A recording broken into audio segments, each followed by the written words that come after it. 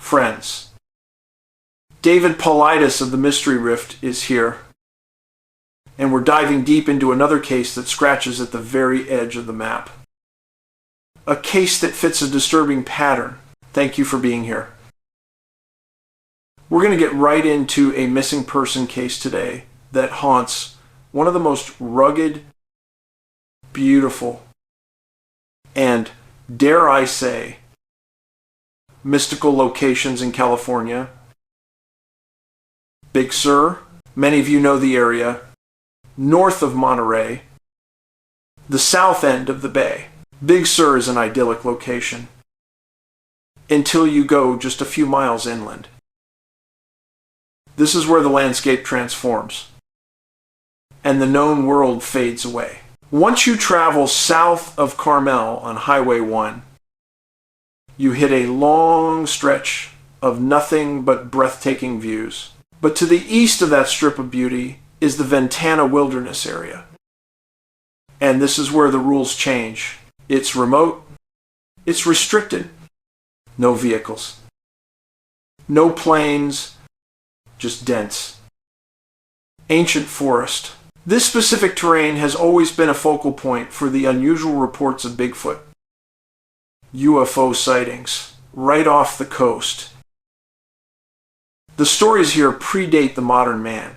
We are talking about a genuine wild card area where people live off-grid and the backcountry holds secrets we are not meant to know. The person we're discussing is an individual named Arvin Nelson, a man who vanished without a trace in a location notorious for unexplained disappearances. Arvin Nelson was 51 years old when he went missing on August 6, 2014. A full decade ago, the more you dig into Arvin's background, the more you realize he was just a good soul, a friendly individual, and an open, engaging person. He held a business degree, but preferred working as a high-end waiter and occasionally using his substitute teaching credential.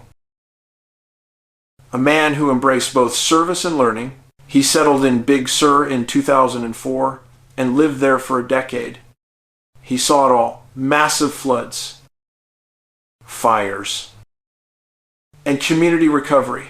He was a fixture at the Big Sur resort, a reliable and kind presence in a tiny, remote town.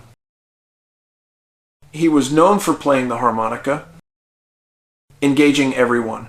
Arvin was also an experienced backpacker, known to go far out and, critically, to go out alone. This is a consistent, chilling detail in our missing 411 files. Highly experienced individuals hiking alone near these rugged parks who simply disappear. He arranged for a friend to drive him to a location called China Camp off Tasajara Road. His exit plan was Sykes Hot Springs, then back toward the Big Sur coast. He had a detailed itinerary, but here is the critical part. The detail that signals foreboding. He told his friend, and I quote, "You call in the cavalry if I'm not back by the 14th of August." He gave a hard date. He understood the risk. Or perhaps he sensed something unknown about this specific journey. Arvin was a very fit man, 6'3", 200 pounds, in great shape. Not the type to easily succumb to an accident.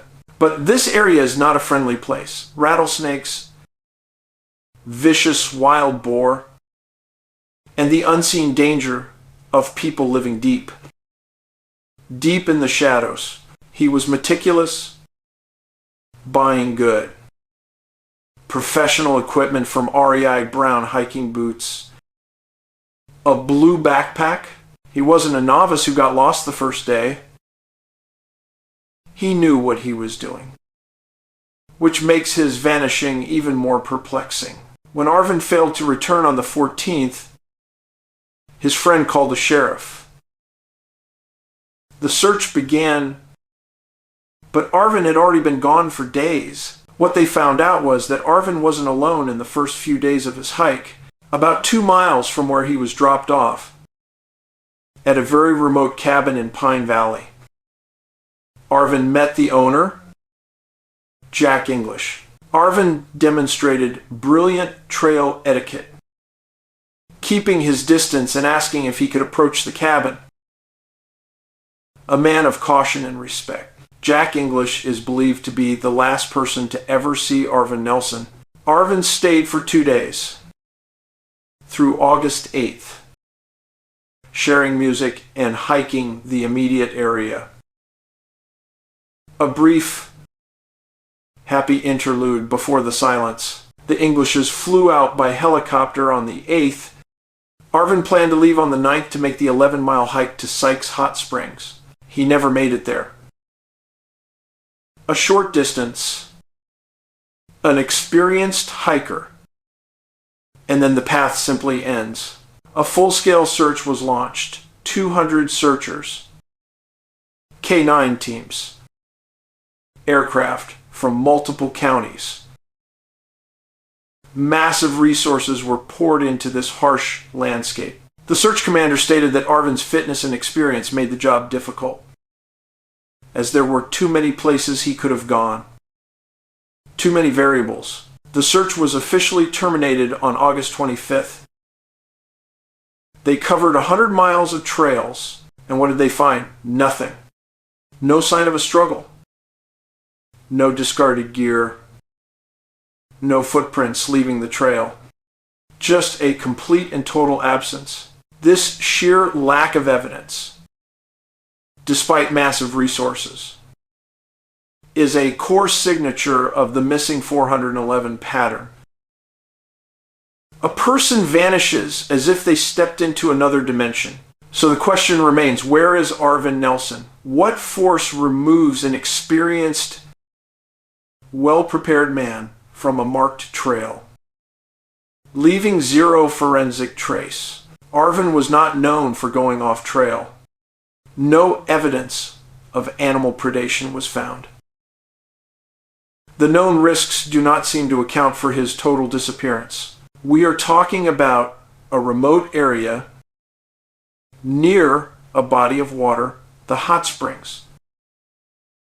And this proximity to water is a recurring mysterious element in these cases. Could a person simply drop dead and be instantly covered by the dense undergrowth? It's possible, but unlikely for someone of his physical stature and conditioning. We have to consider the unknowns, the things that science can't explain. What other factors are at play in this ancient, wild land? I want to pivot now to a different type of evidence, something we often discuss here at Mystery Riff, the intuitive. Why do we hear so many stories about dreams leading to a body being found? It happens too often to be coincidence. I found an old article discussing dreams as a possible medium for the divine to speak to man.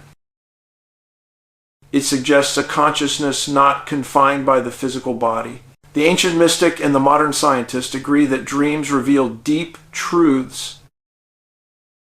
Whether they are wishes of the subconscious or the voice of the divine, the information is real. I ask you this: if you accept that a dream, something that happens while you're sleeping, could lead to a major discovery or the location of a missing person, why do we instantly disregard a person who is awake and hears a voice or has a strong intuition? We call them a psychic and dismiss them. But every faculty of the soul is a possible medium for hidden truths. Arvin Nelson was a good person, a kind, helpful, bright soul who just disappeared into the Ventana Wilderness. This is another prime example of the terrifying, inexplicable patterns we document at Missing 411. The vanishing of the capable. To Arvin and his family, We feel for you. We keep your story alive.